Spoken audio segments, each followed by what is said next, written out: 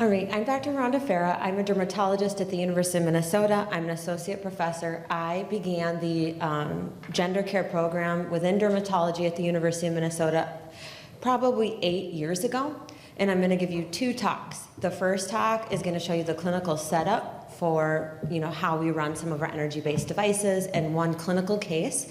And the second talk will be a little bit longer, and we're going to focus on caring for a gender-diverse population in 2024. The institution, not myself, has received a research-related gift from Syneron Candela in the past.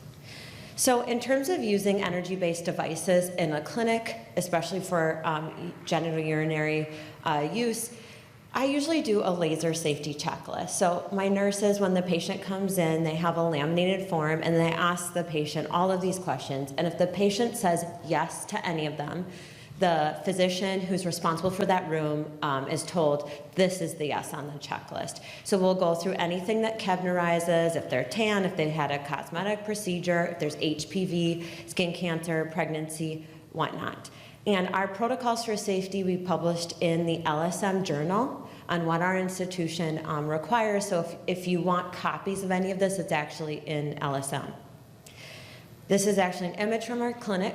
For ease, we've color-coded the devices so the goggles each match the device, although everybody is trained to read the wavelength. We have sunscreen, and then you can see this pointer works, or maybe this. Well, let's look at the tall sunscreen bottle. Next to that, we have the sticky shields, just in case. We have ice.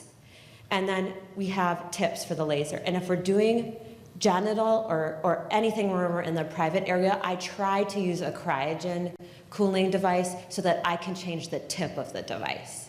Because our infectious disease protocol at the university will not allow us to wipe the contact cooling device. Okay, so each patient gets their own tip, and then the patient receives a small plastic bag with a sticker with their name. And as they complete their course, that baggie is kept, and only that baggie is used on their private parts. So we're not just wiping down. I estimate that costs us an additional $12 per patient over the course. Of course, we have our danger sign, and any time we're in the genital area or creating a plume, we're using N95 masks. Therefore, during COVID-19, our program was much slower. So with the cryogen or the contact cooling, again, when we're in the genital area, our infectious disease department, we're not able to use that. With cryogen cooling, we're changing the tips. Both can fail. So within our safety protocol, if you are using one, you want to test it before you use it on the patient so you don't end up with a burn. And then we always utilize ice afterwards, assuming that our cooling failed. With our timeout, every patient gets this timeout. Are we treating the correct location? Has the area been prepped? Do we have our consent? Is everyone wearing protection? We flip every mirror over. We use an evacuation system for almost any laser procedure. And then we have the correct masks on, and then we perform our test pulse. And actually my nurses also verify the settings. I read the settings to them, and they'll verify them back to me, and they're very good at least knowing what a ballpark correct setting is. This is a figure from one of our medical students. So an example of using a device where that's supposed to be me with the ponytail. And so I am holding a CO2-based device, and this is on the face, and then we have sort of the cooling device and then the suction device. But you have to be very careful with the cooler. I'll call it the cooler for now. It sort of blows air conditioning almost at the patient, because it can also blow your plume. So it's sort of a one or the other sort of thing in our clinic. And then we follow the ASLMS laser plume position statement. We wear eye protection, masks, gloves. This is our current plume capture device.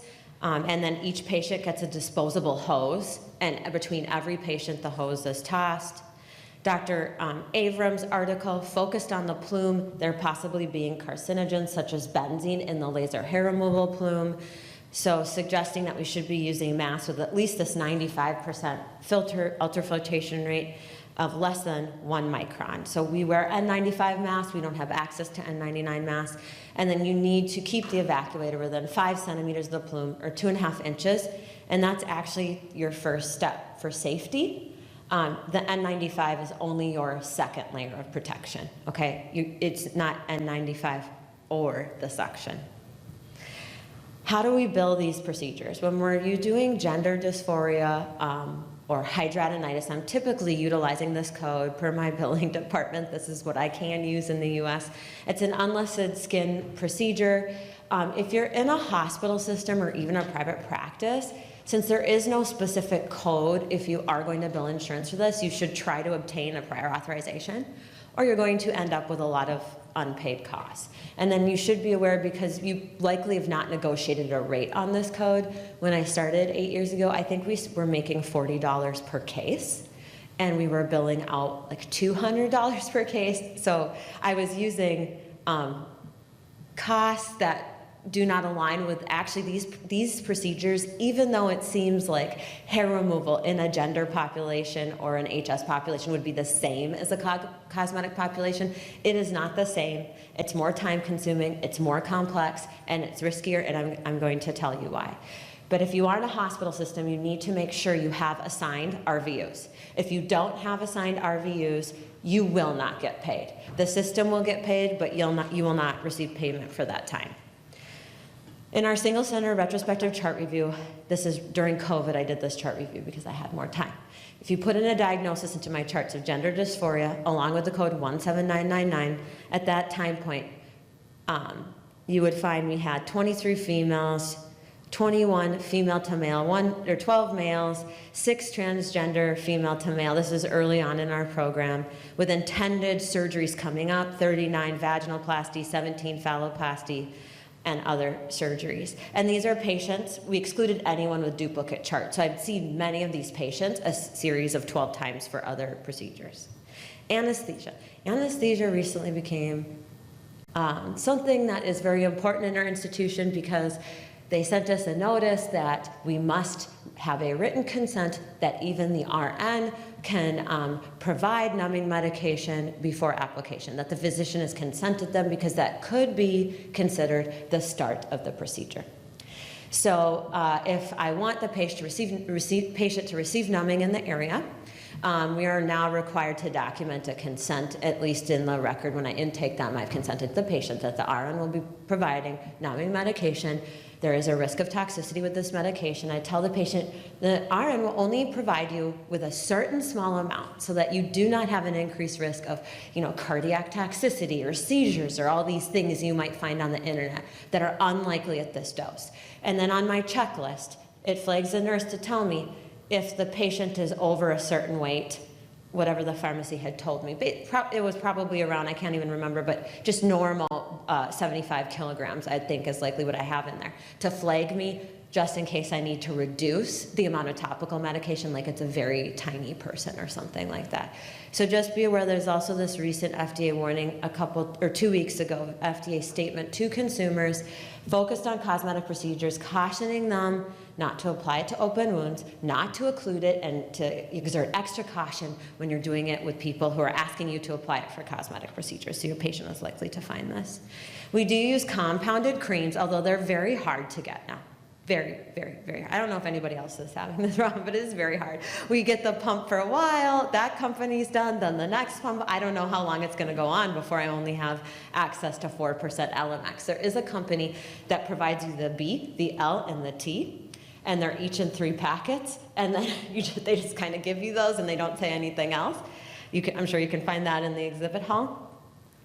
The FDA lidocaine statement says not to use OTC pain relief products with more than 4% lidocaine, not to apply it over large areas, and not to wrap it. So you want to tell the patient, these are things your patient might see. So just be aware when you're counseling them. So when you are going to set up this charge in your clinic, you need to be able to cover costs. We don't need to make a lot of money, but we need to cover costs. And I will tell you, if you're doing gender care or HS, hidradenitis suppurativa, the numbing time, it takes at least 25 minutes of room time for them to receive the medication, take their clothing off, numb the area, wipe it down for it to be staffed. In the state of Minnesota, our billing department has said the physician, if we're billing insurance, must staff the key portion. I have delegated this to 3 RNs, so I will staff the procedure, and I train 3 other physicians. They'll staff the procedure. We'll be there for that key portion, the test spot and whatnot, and then we're able to bill out, and the RNs complete the procedure. There is also icing time afterwards, the time to set up your device, the cost of your device depreciation, your drug cost, everything, that disposable cost. I can tell you the room value for an hour when you try to assign this cost in your private practice to your insurer or an RVU, it's an hour of lost time. So if you have a Mohs surgeon and a general dermatologist and you average the time that room was valued at, that is how much this is going to cost you by the time you check that patient in and do the procedure and exit. So when I started, they said, well, the hospital system said, let's ballpark this cost at pulse dye laser, the 17106, 17106, 17107, 17108 for Port Weinstein. I don't have to do any of that. And those costs in Minnesota begin at $700 to $800 to give you perspective. So you want to provide the patient graphics and photos so they know what to expect. So my case, let's go through HS. So HS, I'll be quick here. I set this timer on 12 minutes. NDA 1064 is what I utilize. I never promise this patient's going to work. I always say this may not work. It is not first line. It is not FDA cleared for this indication. Not first line, not FDA cleared for this indication. Should probably make it into your records. I tell them they need a series of 3 to 6 treatments, or the study by Dr. Hamzavi. Patients did well at 3 treatments. It is not laser hair reduction. I'm targeting the hair in these areas. I'm only gonna do 6. They all think they're there for laser hair removal, and they've been going to all these hair chains to remove hair, and they think it's the same thing, and they've been using a 755. It's totally different, okay? And then we talked about the prep and the numbing. HS patients cannot easily shave before a procedure that could trigger their disease. You need to ask them to trim as close as they can, shave if their disease allows them to, okay? I typically do 1 pass. If there's an active nodule and it doesn't seem like fluid will be in another barrier to my device, I will double pulse that, but I won't stack it. I'll pulse it and then later return again and then do the second pulse. And I treat all of these areas. I'll go all the way to the buttocks and nearly the perianal area and treat the pilocyst area. This is really, it's Dr. Hamzavi that has published on this, and HS patients with mild disease who don't want adalimumab, secukinumab, they want this treatment. They want to try it even when you tell them that it may or may not work. And there was a 62 to 73% change, which was significant for this stage 2 to 3, which is kind of a mild group. Since we are in an energy-based device session, I thought I should bring up that the microwave device that's on the market was studied for HS, and that was not helpful. The study was terminated early. 5 out of 8 patients worsened. So using that device, which is traditionally used for hyperhidrosis, is not helpful for this patient and possibly a contraindication. Finally, we also had a contribution to the literature in our systematic review on photodynamic therapy and hidradenitis suppurativa with Dr. Hamzavi and Dr. Goldfarb, who are HS experts. I just happened to be their laser lady for the HS patients. They included me, and I did review and do this with them. We did find some promising results in ALA and intralesional diode, and it did reach a grade B level 2 evidence, but it's just still not enough amount in the literature. Also, we don't have access to technology to mobilize that, and I don't know of anyone actually routinely doing that in HS, but this is out there. So treat these patients safely, have checklists, follow ASLMS and FDA, so when you are talking with your patients, you're up to date on their recommendations, and be very careful with the anesthesia in today's climate.